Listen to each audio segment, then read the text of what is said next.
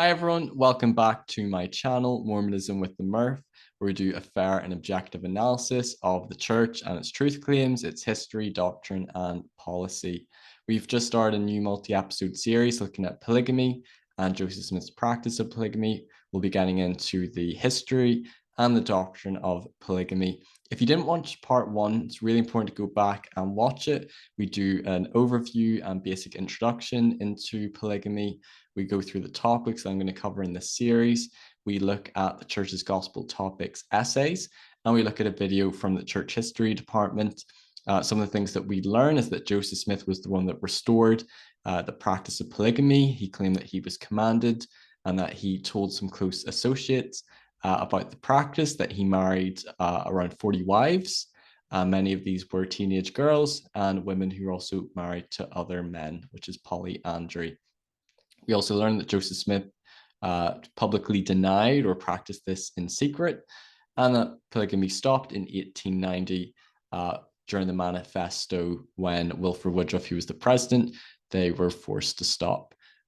So if you didn't go and watch part one, go back and watch it. But in part two, we're going to be looking at Fanny Alger, who is considered to be Joseph Smith's first plural wife, although some critics believe it was an adulterous affair. So let's dive in. So what we're going to be covering in these episodes, or in this episode, is who was Fanny Alger? Was there a relationship in marriage, or was it adulterous, an affair? How did the others react to their relationship? So we're going to be looking at Emma, Oliver Cowdery. When was the possible date of the marriage, if they were married, and what happened to Fanny after she left the Smith household? So this comes from the church's gospel topics essay. They say that fragmentary evidence suggests that Joseph Smith acted on the angel's first command by marrying a plural wife, Fanny Alger, in Kirtland, Ohio in the mid-1830s. Now, I don't have the quote. It's going to be in another video, but I believe it was Mary Elizabeth Rollins Leitner. I can't remember the name, but somebody claimed that the angel came 3 times between 1834 and 1842. So they're indicating they believe that he's acting on the first command by the angel, and that was by marrying Fanny Alger in the mid-1830s. It's disputed whether it was 1833, 1835. I believe it had to be between 33 to 36. Several Latter-day Saints who had lived in Kirtland reported decades later that Joseph Smith had married Alger, who lived and worked in the Smith household, after he had obtained her consent and that of her parents. Little is known about this marriage, and nothing is known about the conversations between Joseph and Emma regarding Alger. After the marriage with Alger ended in separation, Joseph seems to have set the subject of plural marriage aside until after the church moved to Nauvoo, Illinois. I believe his next marriage wasn't until 1842 to Louisa Beeman. So dating the matrimony. So the precise timing of the plural marriage is unknown.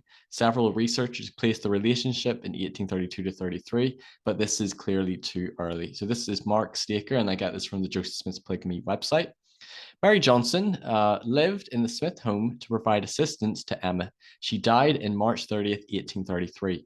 Her death was unexpected and shook up the family.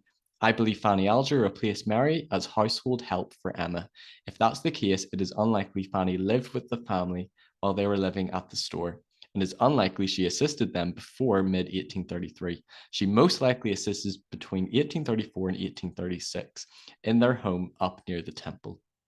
Mary Elizabeth Rollins recalled that an angel commanding polygamy first appeared in 1834.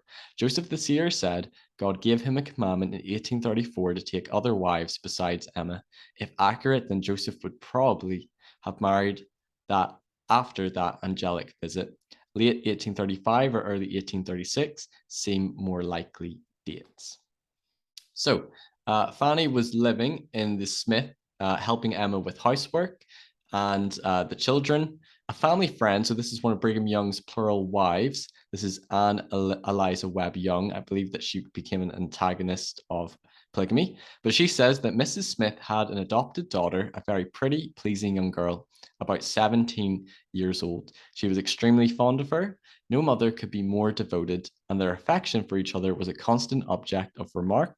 So absorbing and genuine did it seem. Consequently, it was with a shocked surprise that the people heard that Sister Emma had turned Fanny out of the house in the night. By degrees, it became whispered about that Joseph's love for his adopted daughter was by no means a paternal affection, and his wife, discovering the fact, at once took measures to place the girl beyond his reach. Since Emma refused decidedly to allow her to remain in her house, my mother offered to take her until she could be sent to her relatives. So she's claiming that they had a good relationship, Fanny Alger and Emma. She was helping her in the home, but that Joseph's affection was beyond a paternal love, that they did have some sort of relationship, and that Emma was not happy when she discovered this, and that she got kicked out. So Anne Webb Young, she described what may have happened next, angered at finding the two persons whom she, Emma, loved, playing such a treacherous part towards her, she by no means spared her approaches, and finally the storm became so furious that Joseph was obliged to send at midnight for Oliver Cowdery, his scribe, to come and endeavour to settle matters between them. So they called for Oliver Cowdery. Precisely what role Oliver played, if any, in trying to smooth out the emotional mayhem is unclear, but he sided with Emma in condemning Joseph's involvement with Fanny. Oliver Cowdery, he addressed the situation when he noted his extreme displeasure regarding Joseph's conduct with Fanny Alger, and he writes this to his brother, Warren A. Cowdery. We had some conversation in which in every instance I did not fail to affirm that what I had said was strictly true. A dirty, nasty, filthy affair of his and Fanny Alger's was talked over, in which I strictly declared that I had never deserted from the truth in that matter, and as I supposed, was admitted by himself. So Oliver Cowdery, he was, I believe, he was the second elder of the church, the scribe for the Book of Mormon. He received the priesthood with Joseph Smith. I can't remember if he was in the first presidency or not at this point, but a very prominent leader. And he believed that this was adultery, that this was an affair. He didn't believe it was a marriage. And this led to Oliver Cowdery being excommunicated because he was making this accusation against Joseph. I don't think Joseph, I think he stated, if I'm remembering correctly from my look at the history, that it wasn't adultery. I don't think Joseph publicly acknowledged that it was a polygamous marriage, but Oliver definitely sided with Emma. So this comes from William McLennan. So he is considered an apostate, and he was excommunicated, but he wrote a letter to Emma and Joseph's son. So this is to Joseph Smith III. So it's kind of a third-hand account. So he's stating this is what Emma told him in an interview. Now, Joseph, I will relate to you some history and refer you to your own dear mother for the truth. You'll probably remember that I visited your mother and family in 1847 and held a lengthy conversation with her, retired in the mansion house in Nauvoo. I did not ask her to tell, but I told her some stories I had heard, and she told me whether I was properly informed. Dr. Williams practiced with me in Clay County during the latter part of 1838, and he told me that at your birth, your father committed an act with a Miss Hill, a hired girl. Now, I don't know if he's confusing the name Miss Hill with Fanny Alger. Emma saw him and spoke to him. He desisted, but Mrs. Smith refused to be satisfied. He called in Dr. Williams, Oliver Cowdery, and S. Rigdon to reconcile Emma, but she told them that just as the circumstances took place, he found he was caught. He confessed humbly and begged forgiveness. Emma and all forgave him. She told me the story was true, and again I told her I heard that one night she missed Joseph and Fanny Alger. She went to the barn and saw him and Fanny in the barn together. She looked through a crack and saw the transaction. She told me the story was verily true. So according to this account by William McClellan, Emma told him that she caught Joseph and Fanny Alger in the bar, whatever the transaction was, whether it was affection, physical intimacy, the marriage itself, she doesn't verify, but she was very upset. Joseph confessed humbly and begged for forgiveness, that other associates were called to reconcile and calm down Emma. And this also somewhat coincides with the other account from Sister Young. Mosiah Hancock discusses the manner in which the proposal was extended to Fanny and states that a marriage ceremony was performed. Joseph asked Levi Hancock, the brother-in-law of Samuel Alger, Fanny's father, to request Fanny as his plural wife. So this is coming from Mosiah Hancock. So again, it's a late sort of second-hand account, but it says, Samuel, the prophet Joseph loves your daughter Fanny and wishes her for a wife. What say you? Uncle Sam says, go and talk to the old woman, Fanny's mother, about it. 'Twill be as she says. Father goes to his sister and said, Clarissa, brother Joseph, the prophet of the Most High God, loves Fanny and wishes her for a wife. What say you? Said she, go and talk to Fanny. It will be all right with me. Father goes to Fanny and said, Fanny, brother Joseph the prophet loves you and wishes you for a wife. Will you be his wife? I will, Levi, said she. Father takes Fanny to Joseph and said, Brother Joseph, I have been successful in my mission. Father gave her to Joseph, repeating the ceremony as Joseph repeated to him.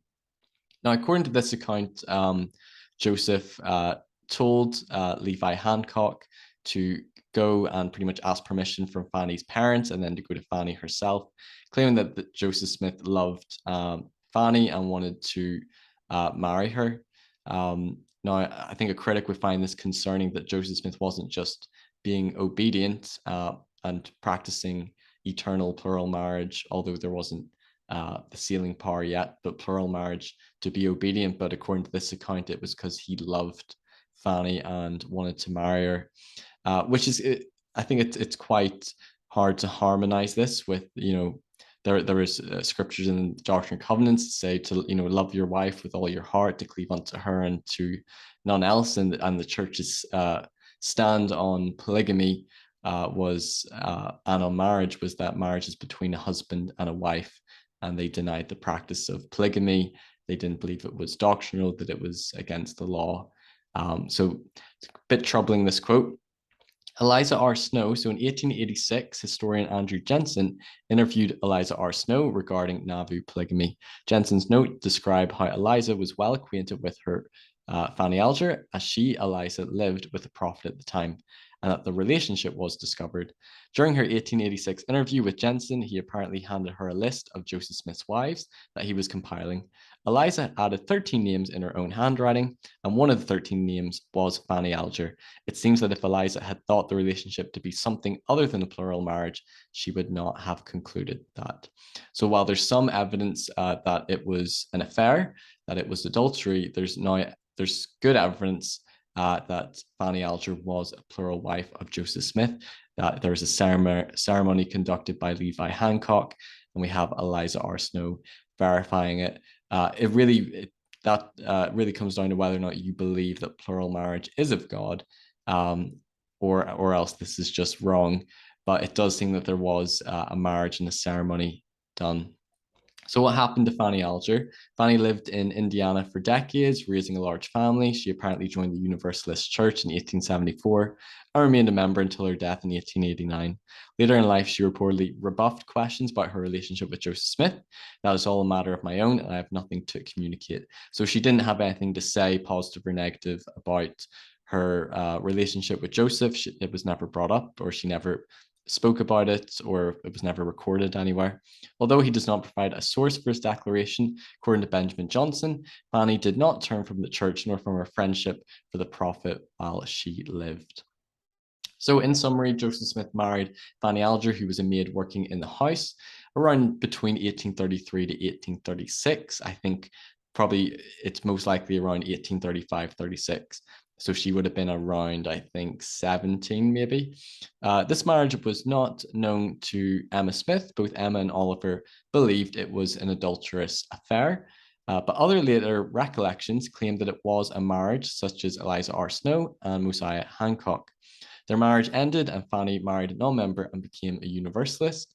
There's nothing firsthand written by Joseph, Emma, or Fanny on the subject. So look through the sources yourself. I would recommend going on josephsmithspolygamy.org and come to your own conclusion. On the next episode, we're going to be looking at D&C 101, the sealing power, and was polygamy legal, especially in connection with the timeline of his marriage to Fanny Alger, because a lot of critics claim, how could he have married her before the sailing power? And isn't this in contradiction with D&C 101? So we're going to be jumping into that in the next video. If you've enjoyed this video, please give it a thumbs up, please share, please subscribe to my channel as I have more content coming your way. If you care to donate to support me, you can at my PayPal, stephen.murphy1996@outlook.com. Please follow my Facebook page, Mormonism with the Murph, and I will see you on the next episode. Take care, everybody. Bye-bye.